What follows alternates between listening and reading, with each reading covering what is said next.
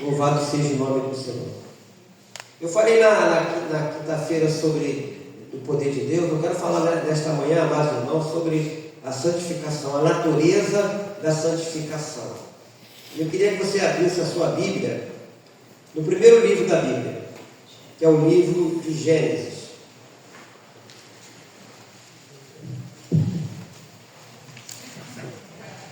E por favor, eu vou pedir que você fique de pé.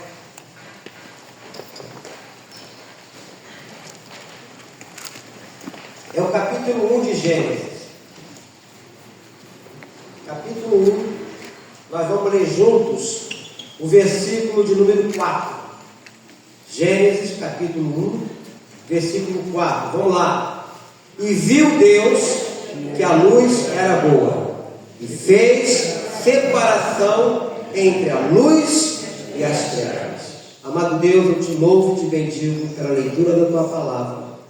Fale aos nossos corações nesta manhã, nos ajudando na compreensão, no entendimento.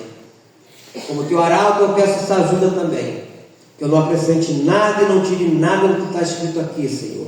Mas tudo que eu falar e fizer, seja para a honra e glória do nome santo do nosso Senhor e Salvador Jesus Cristo, e que todos digam amém. Poder sentar.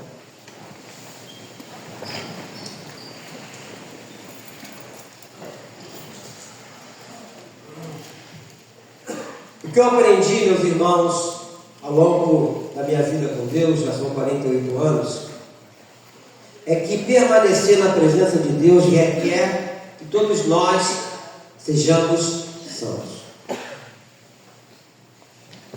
E essa palavra tem vários sentidos. Aqui nós vemos que quando Deus foi criando as coisas, Ele fez uma separação. Aqui fala, e fez separação entre a luz e as trevas. Não é? E aqui tem várias ideias sobre separação. Porque não pode haver comunhão da luz com as trevas, como muitos fazem hoje. Eu vou estar dando aqui uma passeada na Bíblia para falar sobre isso. Porque como nós vamos começar agora terça-feira esse período de 40 dias de jejum e oração, é necessário que nós possamos pedir a Deus: Senhor, eu quero de verdade ser uma pessoa separada, uma mulher, um homem separado, um servo, uma serva do Senhor. E eu queria que vocês vão isso lá na frente, no livro de 2 Coríntios, capítulo 6. Tem a primeira epístola de Paulo aos Coríntios, e tem 2 Coríntios, capítulo 6, que fala de uma maneira muito profunda a todos nós. Uma das coisas que eu sempre falei aqui na igreja é que tudo é questão de escolha. E todas as escolhas, elas têm consequências. A partir do versículo 14, o apóstolo Paulo falando para essa igreja, que foi uma igreja muito problemática.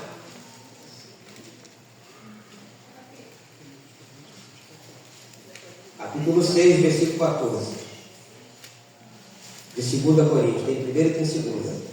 Não vos ponhais em julgo desigual com os incrédulos, porquanto que sociedade pode haver entre a justiça e a iniquidade?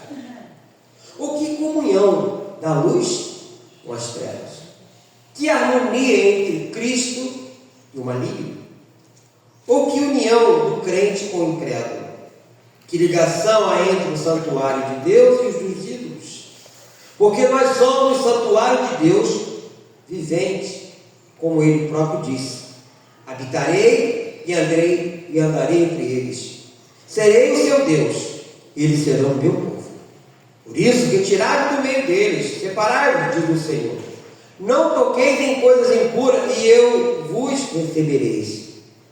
Serei vosso Pai, e vós sereis para mim filhos e filhas, diz o Senhor Todo-Poderoso. Aleluia. É a palavra de Deus. Isso aqui não é querer colocar julgo sobre ele. Muita gente faz confusão com julgo e com doutrina. Doutrina é ensinamento.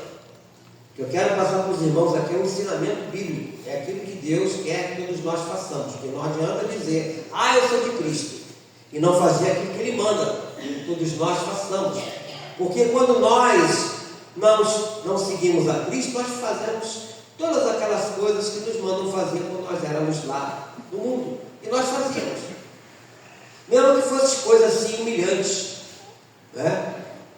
Você tem que, meia-noite, colocar um despacho lá na encruzilhada, você tem que ser para onde, você tem que fazer isso, aquilo, outro, nós fazíamos. Mas aqui fala que não há comunhão da luz com as trevas. Vemos aqui há pouco, aqui no livro de Gênesis, que Deus fez separação. Há uma separação. E a única mistura que a Bíblia recomenda é no sentido de exercermos nossa influência positiva por Cristo. O que é isso? É de nós mostrarmos quem somos nesse mundo e quem é o nosso Deus. Aí você vai voltar um pouquinho aqui no ensinamento de Jesus Cristo, no livro de Mateus, capítulo 5. Volta um pouquinho aí em Mateus 5. Primeiro livro do Novo Testamento, Mateus, no capítulo 5.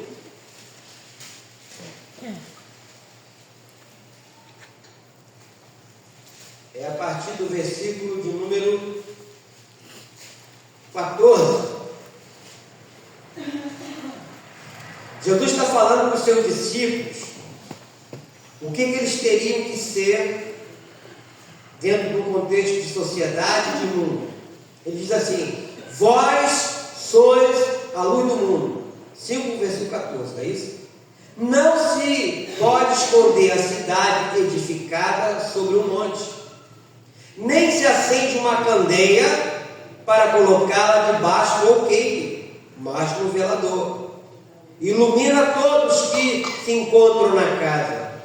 Assim, brilhe também a vossa luz diante dos homens, para que vejam as vossas boas obras e glorifiquem a vosso Pai que está nos céus. Aqui Jesus está falando do nosso testemunho, porque ser cristão dentro da igreja aqui é muito fácil. O pastor fala aleluia, todo mundo aleluia, glória a Deus, amém, amém, não é isso? Mas lá fora, então ele está dizendo que a lamparina tem que ficar em lugar de destaque para iluminar todos. E nós somos essa lamparina, todos nós. Lamparina representa a fé e a vida de quem segue a Deus, não é? Eu estava conversando, foi que dia? Foi sexta-feira, em que a irmã estava falando para mim que ela estava num lugar aí, e conversando com uma pessoa, e a pessoa disse para ela assim: poxa vida, eu estou sentindo, eu converso contigo, eu sinto uma coisa diferente, né? Eu sinto uma calmaria, eu sinto um bem-estar quando eu converso com você. Aí eu falei para ela: sabe o que é isso?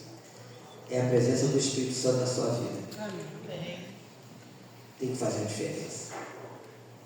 Mas infelizmente tem irmão que o cara vem e vem aquele crente irmão por causa do seu testemunho. O seu testemunho não representa quem ele diz que é. Então o sentido principal é que Jesus ensina que a fé não deve ser escondida. Nós não somos crentes secretos, como sempre falei aqui.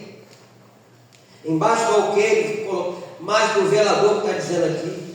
Aqui no versículo 16, ele completa que as pessoas devem ver as boas ações para louvar a Deus. Aqui nós vemos que esse texto nos incentiva, ou seja, todos nós, a demonstrar que a fé de forma prática, do dia a dia, não somente dentro da igreja, é o nosso testemunho como cristão, não deve ser ocultado. Quando alguém perguntar: e aí, você agora está na igreja, você agora é crente? Tem que falar: sou, e me sinto muito bem com isso. Mas tem gente que fica escondendo, mais ou menos, eu estou indo lá visitando. Entendeu? Eu vejo, meus irmãos, eu aprendi que o cristão, ou ele é bigorna, ou ele é martelo. Ou ele molda, ou lhe é moldado. Se você não sabe o que é uma bigorna, a bigorna é tipo um pedaço de ferro moldado, né? Usado muito pelo serralheiro. Antigamente fazia ferradura, acho que hoje não usa isso, não sei. Não é? Muito resistente.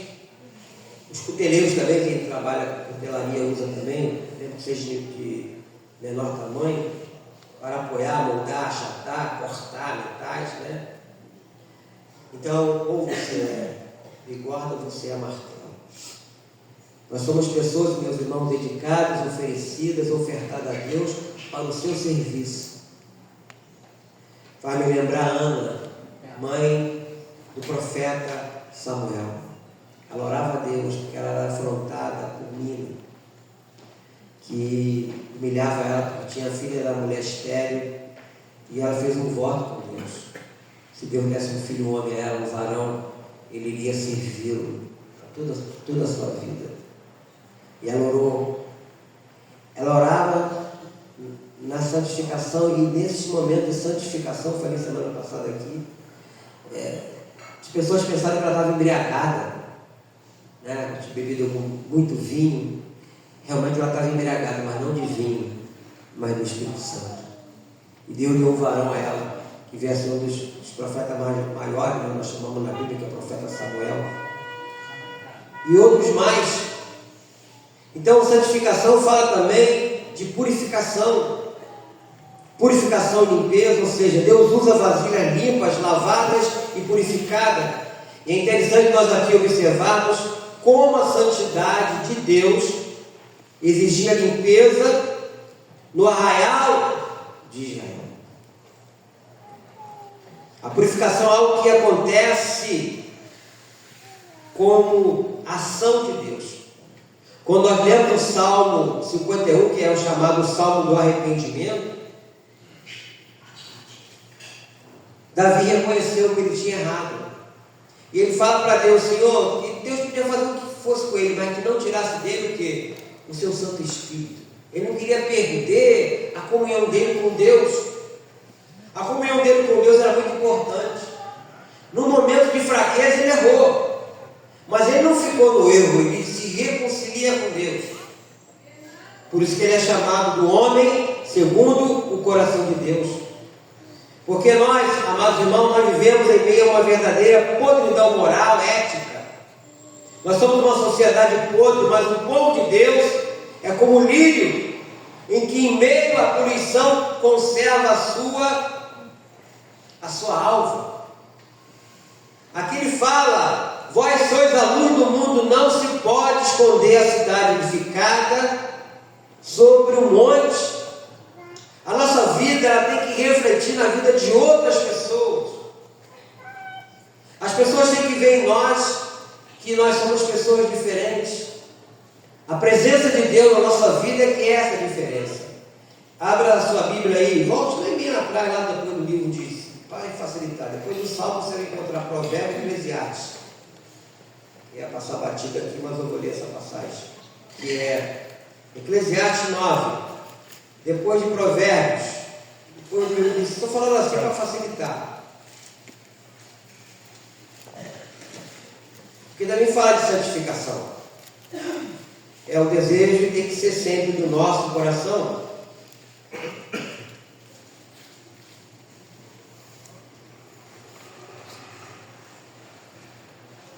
Diz assim no versículo 8 de Eclesiastes 9: em todo tempo, olha só, em todo tempo, sejam alvas as tuas vestes, quer dizer, alva, brancas, e jamais falte o óleo sobre a tua cabeça. Aí o óleo representa o quê? O Espírito Santo. Jamais, jamais, é todos os dias da nossa vida. Em qualquer lugar que nós estejamos. Eu estou de férias. Lá no passado eu vi um pastor, já faleceu, já há muito tempo. Ele falou: quando eu estou de férias, eu nem levo a minha vida. Quero saber, eu vou descansar, eu vou passear. A pergunta é: Deus entra de férias sobre a nossa vida? O diabo entra de férias? A Bíblia fala que ele vive ao nosso derredor, esperando uma oportunidade. Essa é uma oportunidade quando a pessoa fala: eu estou de férias, agora é só divertir, é só passear, não quero ler livro, não quero nada. Tá bom. Deus pode falar assim também: quer saber? Então fica por tua conta. Olha para o passado, se não foi assim. Deus sempre falava para o seu povo: eu sou o Senhor vosso Deus, que vos tirei da terra do Egito. Sempre repetindo a mesma coisa. O que o povo fazia? Se afastava de Deus. Deus falava para que ele não se misturasse com as filhas dos filisteus, das outras nações, que não tivesse envolvimento, nem as filhas, nem os filhos, e eles desobedeciam a Deus. Então o que Deus fazia? Largava eles de mão. Aí todos nós sabemos a história, o que acontecia. E não era só algumas semanas, alguns dias, não. Eram anos e anos. A ponto de ficarem, às vezes, 70 anos exilados. Fora da presença de Deus. Aí Deus, pela misericórdia dele, pela promessa dele, Deus levantava um profeta para ir lá e restaurar aquele povo, para eles voltarem. Aí eles faziam promessas: não, agora vamos ficar firmes, nós não vamos mais afastar, né? Passavam um período. Novamente eles faziam as mesmas coisas.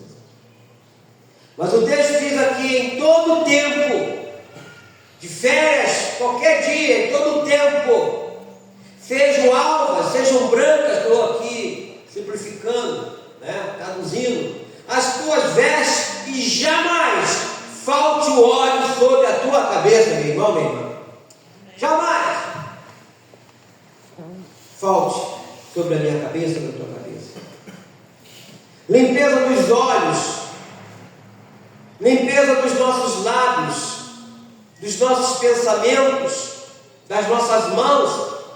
Aí eu quero que você volte aqui um pouquinho no Salmo 15, que o Salmo 15, ele fala de santificação também. Salmo 15.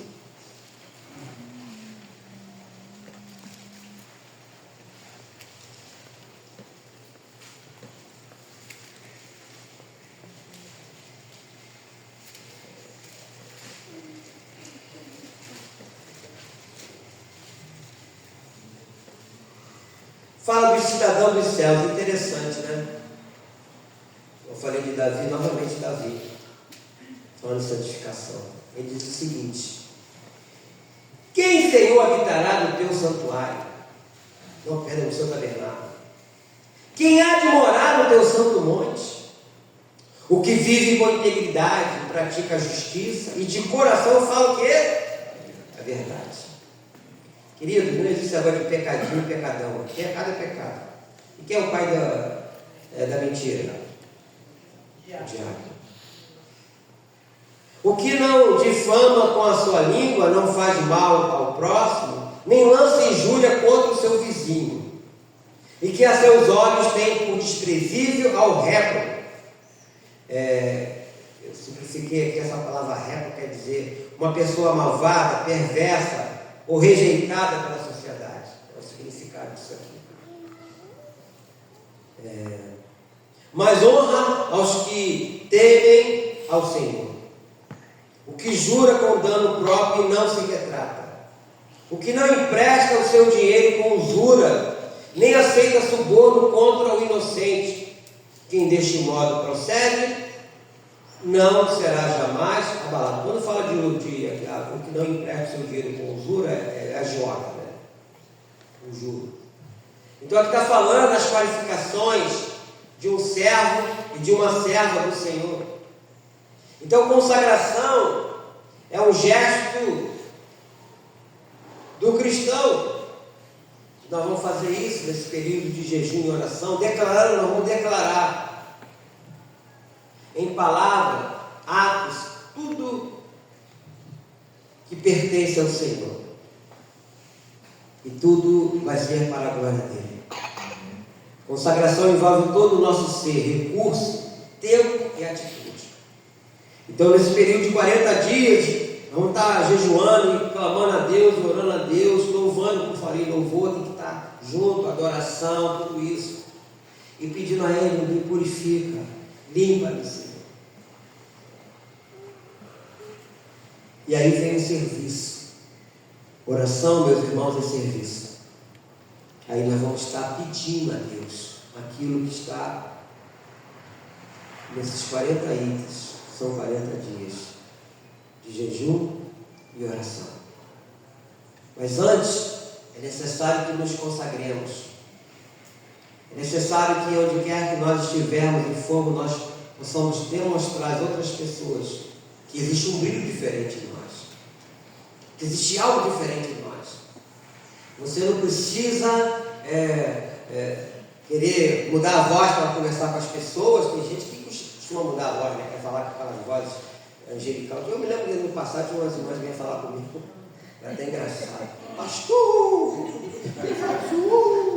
Irmã, fala normal. Nem mudar a voz para falar comigo. Que história é essa? Para demonstrar uma santidade? Você fala normal. Porque Deus conhece todos nós. Vai impressionar o pastor. Tem uns que falam assim, pastor, eu estava ali, eu vi uma áurea, eu vi um negócio rodando na sua cabeça. Eles vão ganhar direito tanta coisa, né? Mas enfim, meus irmãos, nós temos que ser autênticos. Simples como a pomba. Foi assim que Jesus nos ensinou. Seja simples como a pomba. Prudente como a serpente. Atento, vigilante. Mas seja simples. Não tenta mostrar algo que você não faz para impressionar as pessoas, porque Deus conhece. A Bíblia fala que a palavra não chegou na nossa boca, Ele conhece todas. Não tem como enganar a Deus. Não é? Seja simples, Deus sabe disso. Ele é o nosso mestre maior, amados irmãos.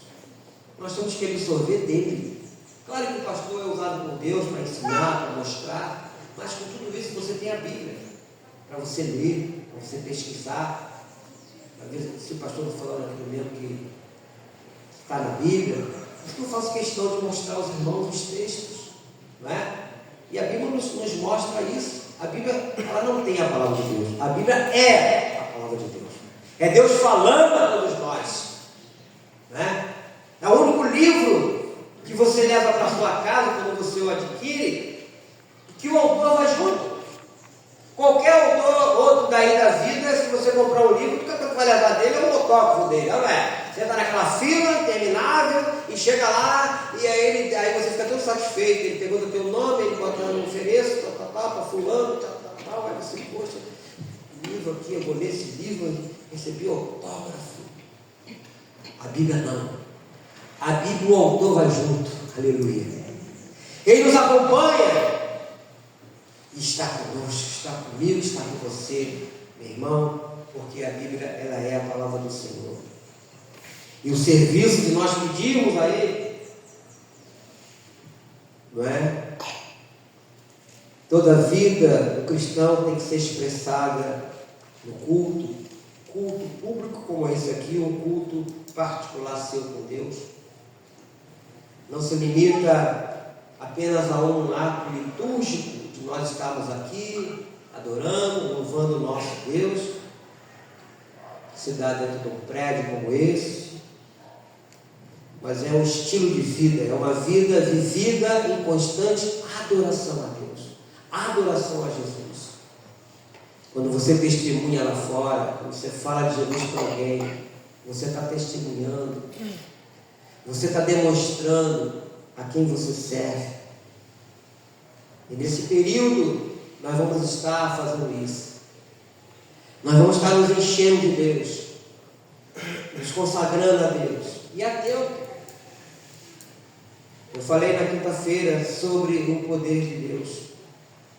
A mensagem foi em cima lá de Atos Apóstolos, capítulo 1, versículo 8, onde Jesus falou: e recebereis o poder ao descer sobre vós o Espírito Santo. Ok. E depois você faz o que com isso? Faz nada? Só fica cheio, não faz nada? Não. Queridos, os hospitais estão lotados de gente. Você faz visita na casa das pessoas, a gente doe de toda sorte. Isso não é só rico, é pobre, qualquer hospital que você for, Samaritano, Vitória, Copadó, Popstar, São Lucas. Você imaginar que o hospital particular com os pastores aqui no Rio. Hospital da rede Sara, e todos os outros aí. Então, e você vê sofrimento, todo tipo de doença. E agora parece estar aparecendo, a juventude parece estar adoecendo, jovens tendo infarto, jovens tendo derrame. É um negócio assim absurdo. Eu aprendi, meus irmãos, que aonde Deus está, o mal tem que sair. Então, o antídoto contra o pecado, contra todas as forças espirituais do mal. A Bíblia fala que a nossa luta não é contra o sangue, não é contra a carne, não é Efésios 6,10, mas é contra os principados, potestades, contra os espíritos que atuam neste mundo tenebroso e contra as forças espirituais do mal. Como é que nós vamos lutar com isso? Está lá a receita lá. Então, se nós nos enchermos da presença de Deus, se nós desejarmos e pedirmos, Senhor, eu quero ser cheio do Teu Santo Espírito, e você sair, e olhar para aquela pessoa que está largada, se aproximar dela com cautela, ter cuidado também, não sabe qual é a reação daquela pessoa, para orar por ela, para clamar por ela, e desejar no coração. Não é o que diz o Salmo 37, versículo 4, quem lembra? Agrada-te do Senhor e Ele que satisfará os desejos de quê? Do teu coração. Salmo 37, versículo 4. Então, qual é o desejo do seu coração? Eu quero ser cheio do Espírito Santo só para isso? Só para ficar cheio e não fazer nada? Então, se nós pedirmos a Deus, Ele vai nos encher. E se o desejo do nosso coração não é somente para ficarmos cheios, mas também para usar esse poder que vem dele para nós, para orarmos por pessoas, para orarmos por pessoas. Nós lemos lá o texto lá de Mateus, quando fala que Ele nos separou, e nos ungiu, para que nós, falando com seus discípulos, serve para todos nós iríamos pôr a mão sobre os enfermos, seriam curados, expelir demônios, é o que diz lá o texto. E se alguma coisa mortífera nós bebemos, nós não seríamos atingidos. Então, nós temos que ter dentro do nosso coração esse desejo de querermos ser usados por Deus. É o desejo do nosso coração. É do nosso coração. Então, o meu incentivo, meu irmão e minha irmã, que é durante esse período, que nós vamos começar agora na próxima terça-feira, dia 25, tem que haver esse desejo. Mortificarmos a nossa carne. Trazendo para o contexto do jejum, que foi me perguntado isso. Foi até a Mariana que me perguntou, entrou em contato comigo, estava com alguma dúvida com respeito. E se você tiver dúvida, me pergunte. Pode entrar em contato comigo lá no WhatsApp, lá no grupo da igreja, ou pessoalmente. Pastor, eu tomo um remédio. Como é que eu faço? Tomo um remédio.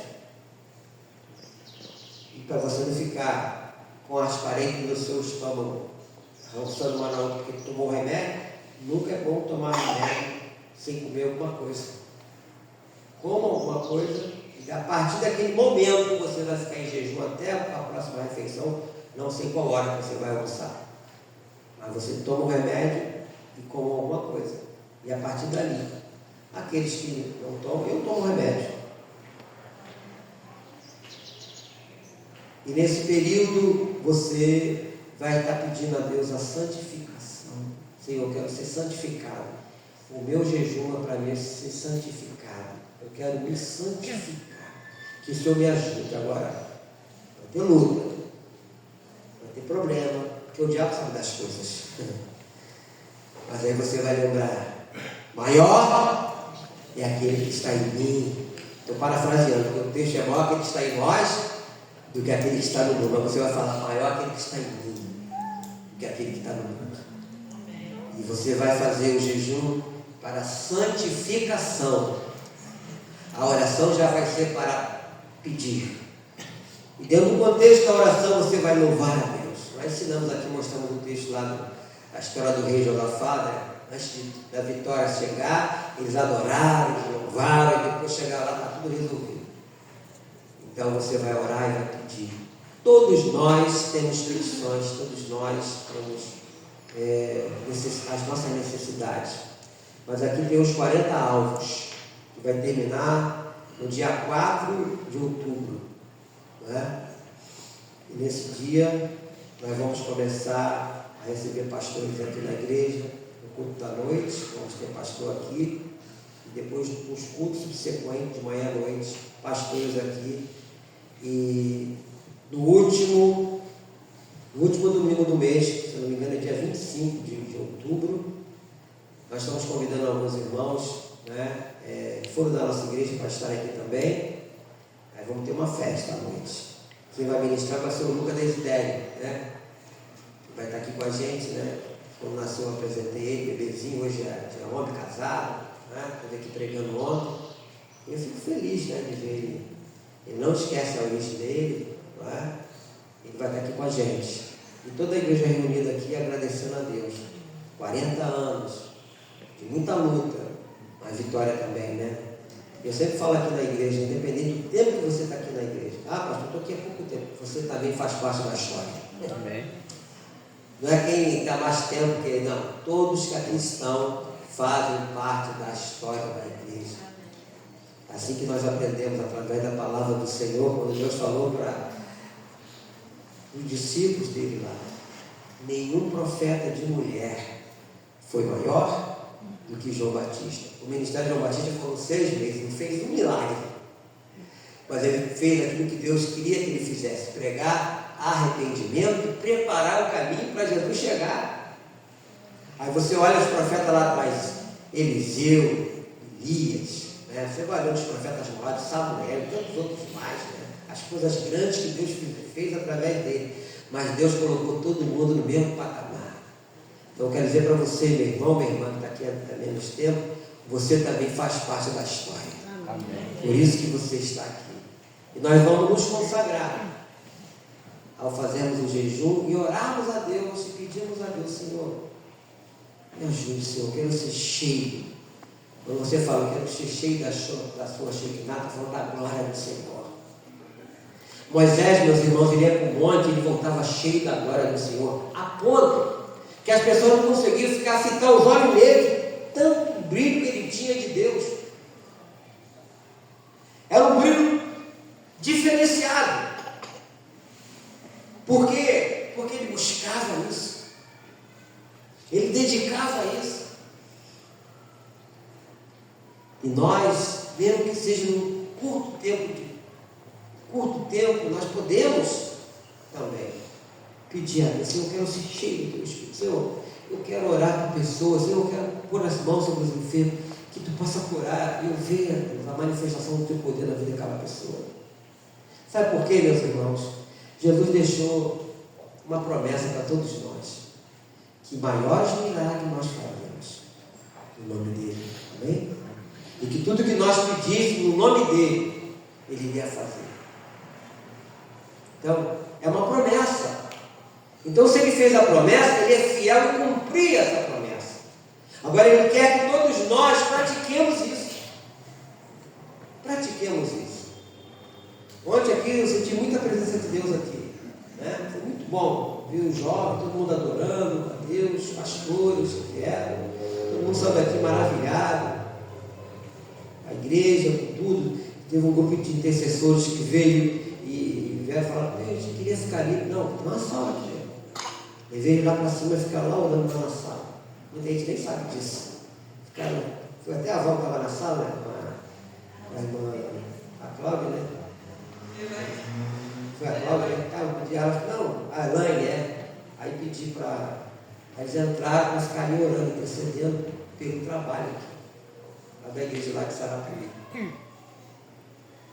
E Deus operou aqui. Antes deles começarem a orar, orei por eles também. Senhor, estamos todos certos, vamos estar orando, né? Cubra eles com a tua graça, que é aquilo que eles estarão aqui intercedendo, que tu possa completar lá embaixo. Isso é igreja, meus irmãos. Então, aquilo que nós desejarmos, aquilo que nós pedimos a Deus, com certeza, meu irmão, no tempo certo Ele vai nos conceder, mas Ele tem que ver em nós empenho, desejo. Eu desejo isso, Senhor, eu quero isso para a minha vida. Senhor, tira de mim tudo que não provém dos meus pensamentos impuros, desejos carnais. Senhor, eu faço um esforço tremendo, mas eu não consigo deixar isso. Me ajuda. Peça ao Espírito Santo me ajuda. Ele vai te ajudar, meus irmãos. Todos nós precisamos disso. Todos nós. Amém? Fique de pé. Coloque sua mão no coração. Quero orar por você.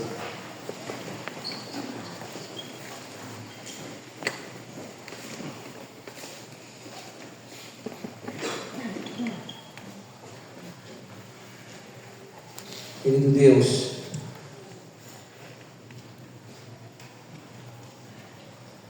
tua igreja está reunida aqui de manhã, Deus, e é um desejo do nosso coração. Desejo do nosso coração, ó Deus, que todos nós sejamos cheios do teu Santo Espírito. Que durante esse período que nós vamos estar jejuando e orando, Deus, cumpra-se em nós esse desejo. Porque, Deus, nada é impossível para o Senhor. Nada é impossível. Eu te peço, Deus, por cada irmão aqui, por cada irmã, possa nos renovar, nos fortalecer, nos avivar. Tu possa derramar sobre nós, ao que está na tua promessa, que nós receberemos poder ao descer sobre nós o Espírito Santo. Que venha sobre nós, Senhor. Sobre os nossos lares, sobre a nossa família, sobre a nossa própria vida, Deus. O mundo está, meus amados, no caos. Todo dia tomamos conhecimento de notícias trágicas. E nós, ó Deus, queremos estar com as nossas mãos limpas, nosso coração puro, nossa mente pura, para sermos usados pelo Senhor. Nos ajude, Deus. Tenha misericórdia de nós, se temos falhado, se temos pecados contra Ti, nos perdoe e nos ajude. Tire de nós, ó Deus, o desânimo, a preguiça, o cansaço, mas que haja uma disposição física e mental de nos jogar nos Teus braços, sermos acalentados pelo Senhor e renovados pelo poder do Espírito. Meu Deus e meu Pai, eu oro por cada irmão aqui, as irmãs que estão ali em cima, no berçário, na escolinha. Tome em tuas mãos nossas crianças, nossos adolescentes e jovens, todos eles, ó Deus. Possa guardá-los, protegê-los, que possa livrá-los dos homens de sangue, das más companhias e más conversações, e que eles possam continuar a crescer no conhecimento e na graça do Senhor. Nós te pedimos isso, ó Deus, no nome santo do nosso Senhor e Salvador Jesus Cristo. E que todos digam amém. E que Deus te abençoe, meu irmão, minha irmã, rica e abundantemente. Tenha um excelente dia, uma excelente tarde, um bom almoço. Amém? E nunca se esqueça que o nosso Deus é um Deus bom. Os homens aqui com a Deus, sei que vai participar.